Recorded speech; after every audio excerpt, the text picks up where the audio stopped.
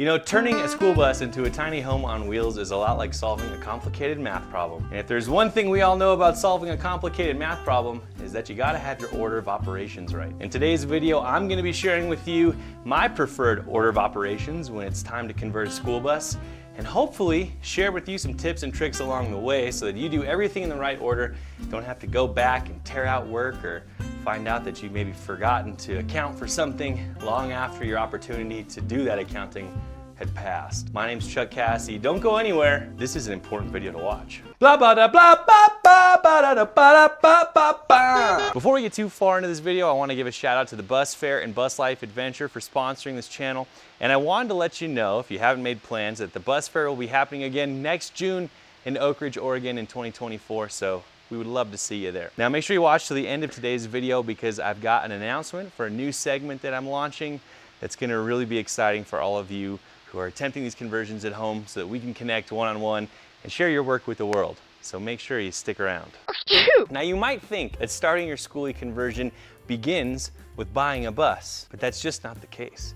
There's a bit of pre-planning that has to be done first, and it's the kind of work that has the biggest impact on how your conversion will go. I've got several videos on the topic, but picking the right bus is the one decision that you can't change your mind on down the road, pardon the pun, and it's the one decision that you make that could either cost you thousands of dollars down the road or save you thousands of dollars down the road as well. School buses come in all shapes and sizes, big, small, short, tall, gas, diesel, four-wheel drive even. Take a look at your needs and then go out there and if you can, take a look at a few buses in person. Understand the pros and cons of a dog nose, a rear engine, a flat front. Maybe you want something with a short wheelbase. Maybe you need underbody storage.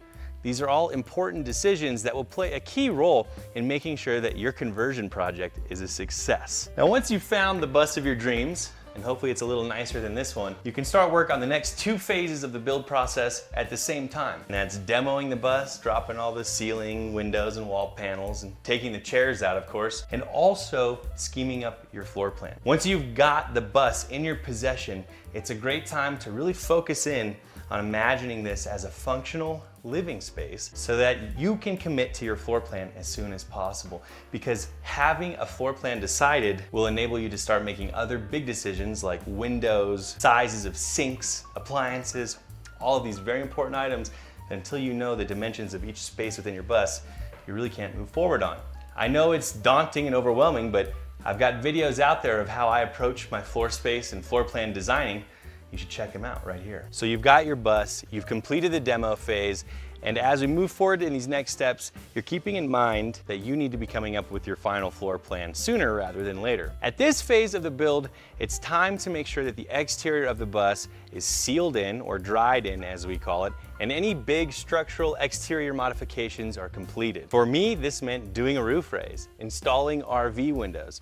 It also meant getting rid of the flashers on the front and back and the emergency exits on the roof. It also included building this slick new front door. The whole object of this phase is to dry in the bus and make it a watertight shell once again. The last thing that we want is to be filling the bus with our new building materials and then have those get damaged by rain or snow or whatever kind of weather might be coming your way. It's a great time also to consider other modifications you're doing to the exterior of the bus, like installing storage boxes or maybe extra outside lights. Anything that needs to go through the skin, now is the time to do it, my friends. Well, once you've got your bus picked out, you've got it home safe and sound, hopefully in one piece, it's a great time to take it to a mechanic or inspect it yourself and make sure that the bus doesn't need any major mechanical work before you spend all of your budget making the inside nice. I'll tell you what, building a house in a bus is kind of fruitless if the bus is too busted to drive it.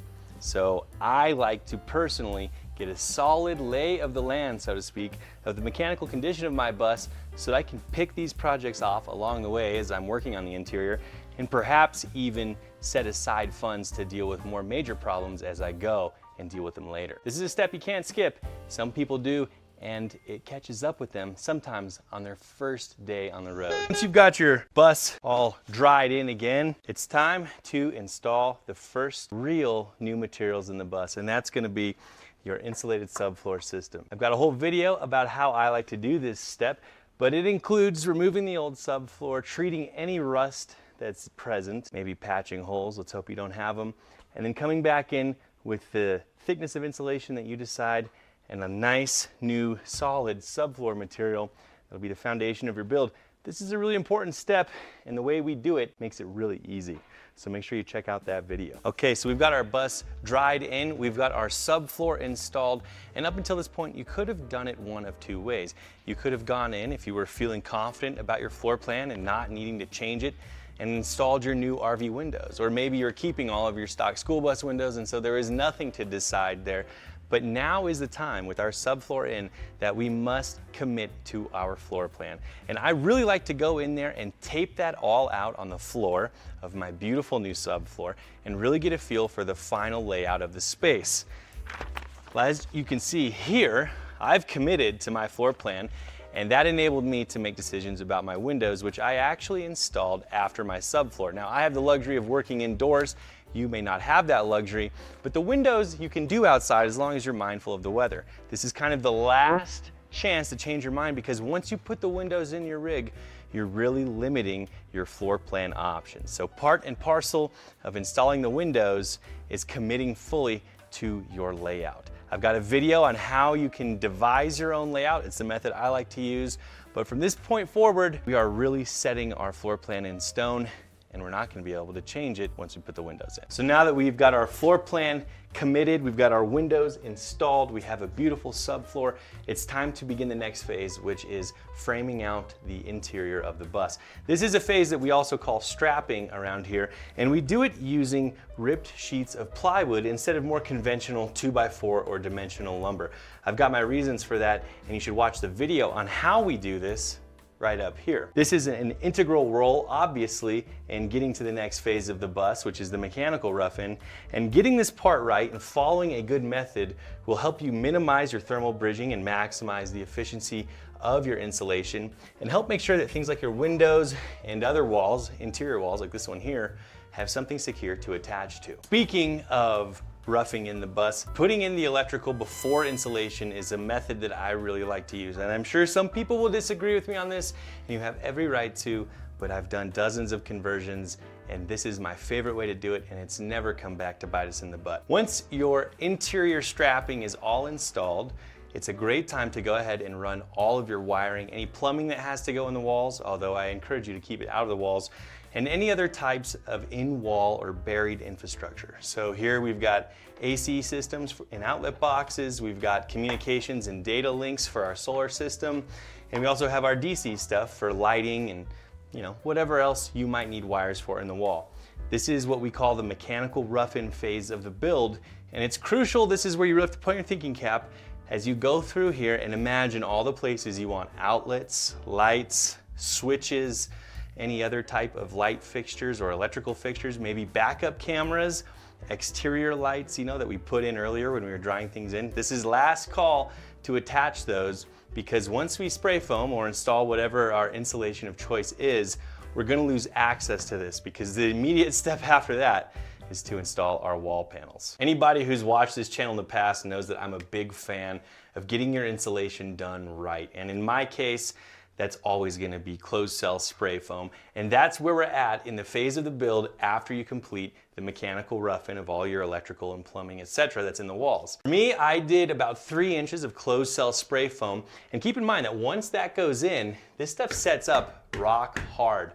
You don't want to have to go digging through it if you can help it. So prepping for spray foam is really essential. You want to mask everything really well. And I go on this in great detail in a video here, explaining to you how you can get ready to get the most professional results possible from your spray foam installation. Insulation is a key, and if you're gonna skip a step, don't let it be this one. Once the installation is done, that is a huge turning point in the build project. I tell people that once the installation happens, you're about 40% complete with your build, and it's gonna start feeling like a living space really quickly. So the next step after the installation is put in our case, installed and trimmed, is to come in and install your finished surfaces. Now, depending on the way you choose to build your bus, you might want to do the ceiling first, or you might want to do the walls first. In my case, I'm doing the walls first because that's going to allow me to frame out my other interior walls around bathrooms and closets and things really easy with a nice attachment point, and then I'll come back in and do my finished ceiling after that. The walls and ceiling of the bus, once they go in and you can't see insulation anymore, it just really makes the place start to feel like home. And this is where we start to get into the more conventional building methods, things that aren't so special to a skoolie, because from here on out, this is a lot more like a home renovation than it is a bus renovation. All right, so now that we've got our walls and our ceiling in and finished, it's time to do our bathrooms. And I suggest doing the bathrooms before we install the finished floor, because if you're doing something like tile or some other, potentially messy waterproof solution for your shower stall, you want to do it so that this high traffic in and out will be minimized on your new floor. And so I like to do it, before we put in the new floor. In my case, I've got a stainless steel pan and I'll be doing tile walls. So I want to make sure to have that pan installed and those tile walls finished before we come in and start laying our finished floor to protect it from the wear and tear of that installation process. We've waited as long as we could. We got our walls and our ceiling and our bathroom and any other high traffic kind of messy operations completed.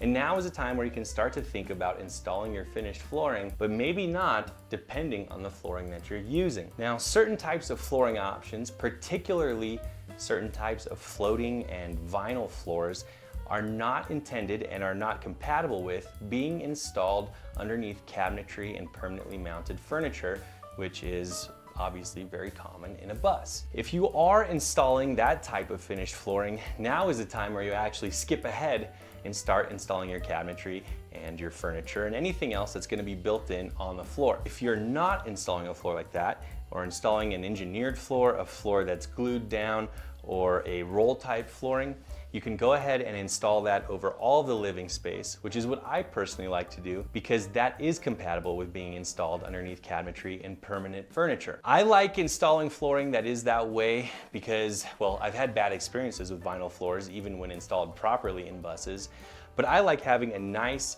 uniform, continuous floor throughout the bus so that if down the road I decide I want to remodel and change the shape of my dinette, I'm not going to remove it and suddenly have a bare spot of floor that I have to cover in some awkward way. I also like doing it because it's easy to just put in a big square piece of flooring and avoid all those precision cutouts that you'd have to make around things like furniture and cabinetry. So if you're ready for it and you're using the right type of flooring, now is the time to install your cabinetry and furniture. But if you're not, well, you better wait and install cabinetry and furniture. Now, speaking of cabinetry and furniture, that puts my mind on the topic of Finishwork because that is where we are. We've got all of our finished surfaces installed. We've painted and finished the roof and walls. We have our flooring in, and we are now installing all of our cabinetry. Maybe it's pre-built from IKEA, maybe it's something you're making yourself. Whatever it is, once it goes in, you are in the very home stretch, my friends. It's going to involve all the typical finish work. There's a million videos on the YouTubes about how to do that because this is essentially just a house right now. We've got caulking, sanding, painting, wallpapering, whatever it is you want to do, now we're going to do it to make your rig the beautiful home that we've always wanted all along. And I know it's been a lot of decision making to get to this point, but we really like to front end load all of our decision making, planning, and commitments so that we know from the beginning where we're headed toward, so when we get there, we get exactly what we wanted. And that takes us to the last and most important phase of your bus conversion. And that phase, my friends, is taking your bus out on the open road. Now I suggest before you fully commit and just sell all your belongings and hit the road, take your bus out on some weekend trips. We call them shakedown tests or sea trials out here. Make sure everything works while you still have safe harbor to return to and address any issues that come up. Hopefully there are none, but there always are a few. Even in a pro shop like mine, that first test on the road always reveals a few things that are squeaky or loose or some latches that need adjusting to make sure they stay closed. But once you complete that phase, my friends, it's time to head out on the open road and live the life you've imagined. Well, I told you I had a new segment coming up, and here it is. It's called Holler at Chuck. And what I want you to do is the next time you think of me when you're working on your project, or maybe you've got a question for me or something that you want to share with my audience, tag me on the Instagram. Make a little video, take a little picture, tag chuck.cassidy, that's me, on the Instagram. And if I like what I see, I'll take what you shared and I'll share it in the next week's video. It's a great way for me to connect with you and for you to share the things that you're doing that you're proud of or maybe confused by or think are special and interesting, because this is an awesome community we're building here, and I'm here to help you and share all the cool stuff along the way. So check it out, holler at Chuck, tag me on the Instagram. Let's have a good time. Whew. You know, even just talking about converting a bus is a lot of work. Well, that's gonna do it for this video. I hope it gives you a sense of what all the steps are involved in converting a school bus into a tiny home on wheels so that we can get to the most important step, which is enjoying the life we imagine for ourselves. My name's Chuck Cassie. Thanks for watching. We'll see you here next time.